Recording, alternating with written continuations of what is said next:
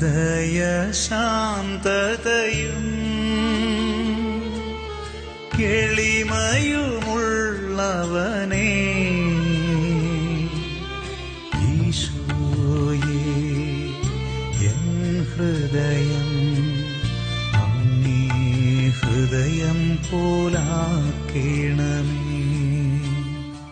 ഇന്നത്തെ ഗോസ്പൽ വായിച്ച പെട്ടെന്ന് തോന്നിയൊരു ചിന്ത ഇതാണ്: ശത്രുക്കൾക്ക് പോലും ഇങ്ങനെയൊന്നും സംഭവിക്കരുത്. കാര്യം യേശു ജെറുസലേമിൻ്റെ അടുത്തെത്തി ജെറുസലേമിനെ നോക്കുകയാണ്.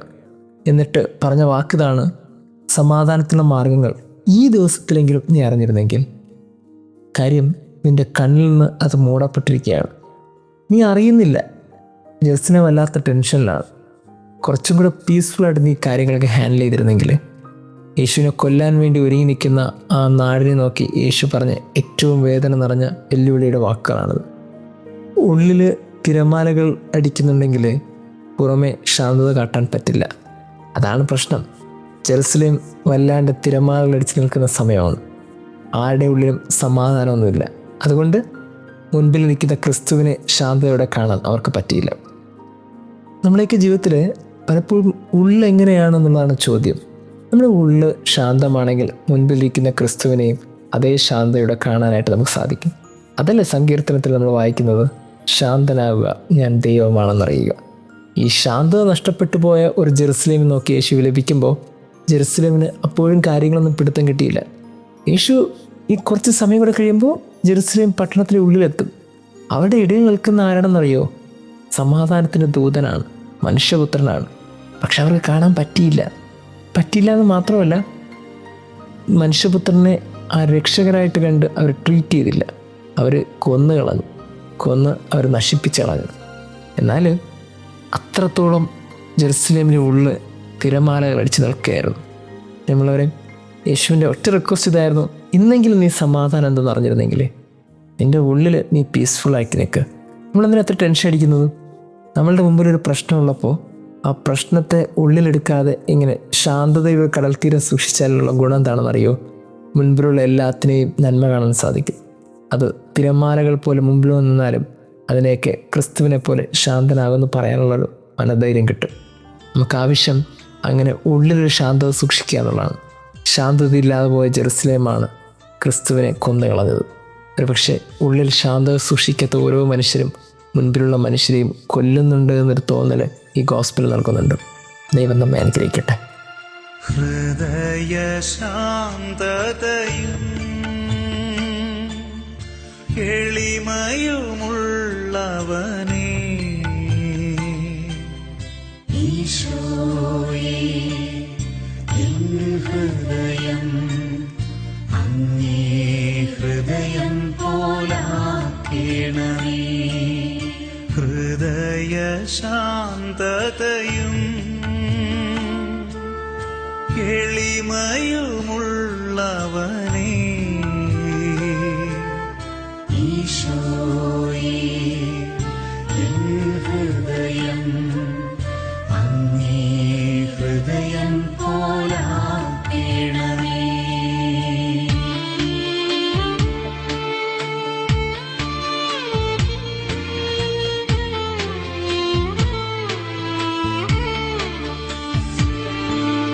മിശിഹായുടെ ദിവ്യാത്മാവേ,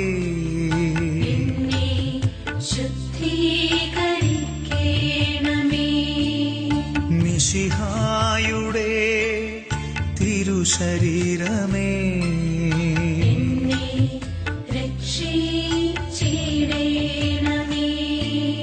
മിശിഹായുടെ തിരുരക്തമേ,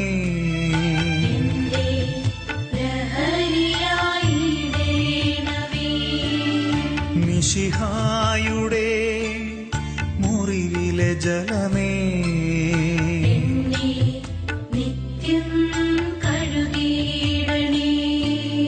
മിശിഹായുടെ കഷ്ടങ്ങളെ,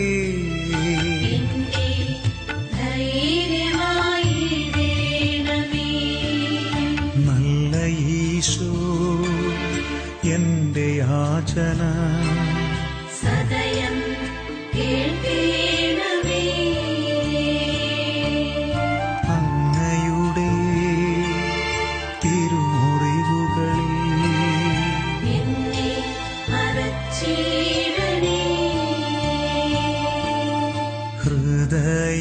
ശാന്തതയും എളിമയുമുള്ളവനേ,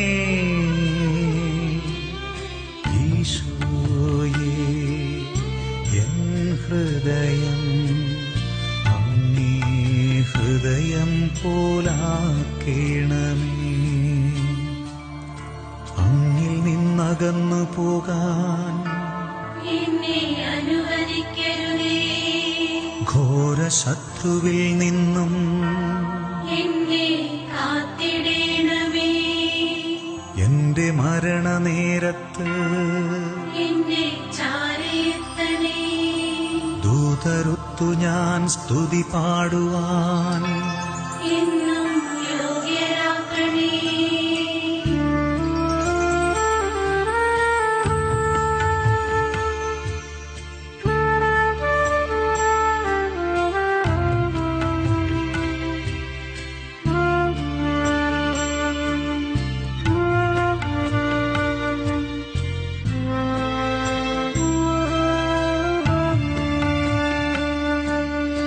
ഈശോ തൻ മാധുര്യ ഹൃദയമേ, അങ്ങിന്റെ സ്നേഹമായിടേണമേ.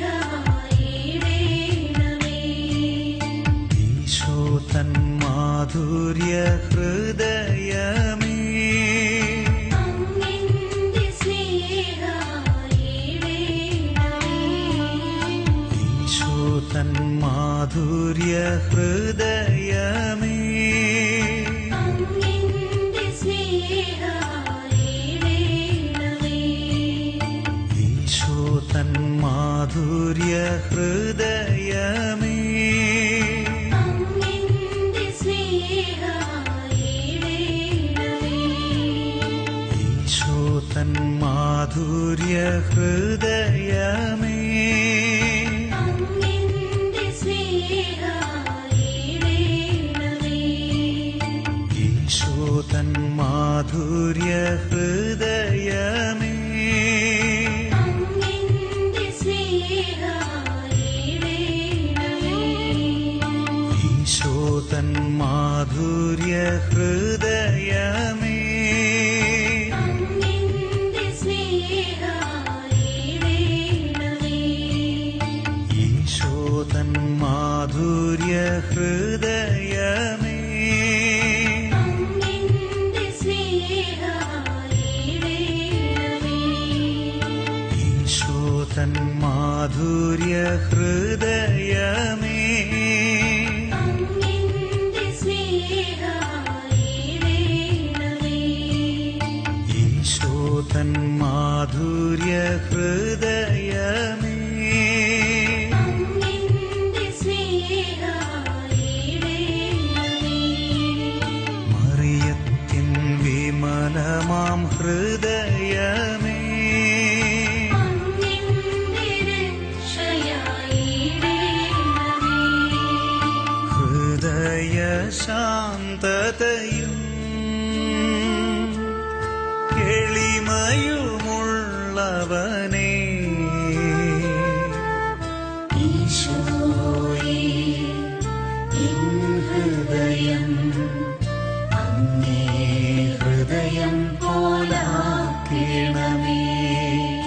ഹൃദയ ശാന്തതയും എളിമയുമുള്ളവനേ,